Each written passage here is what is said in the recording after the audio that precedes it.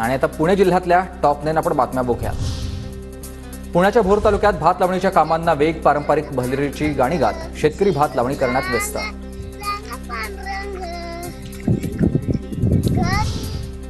पुण्यात ई-महाभूमी या पोर्टलवरून 7/12 उतारे 8अ डाउनलोड 3 दिवस बंद असेल।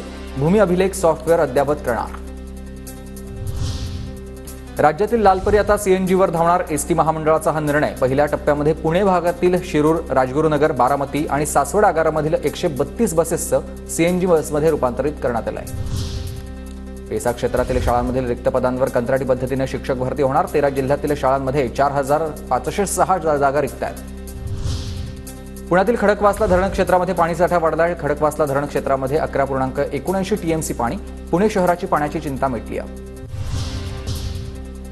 पुण्यातील म्हाडाच्या 4850 घरांसाठी अर्ज आज सोडत आहे। गृहनिर्माण योजनेअंतर्गत 1372, पंतप्रधान आवास योजनेअंतर्गत 1037 आणि प्रथम येणाऱ्यास 2423 घरं।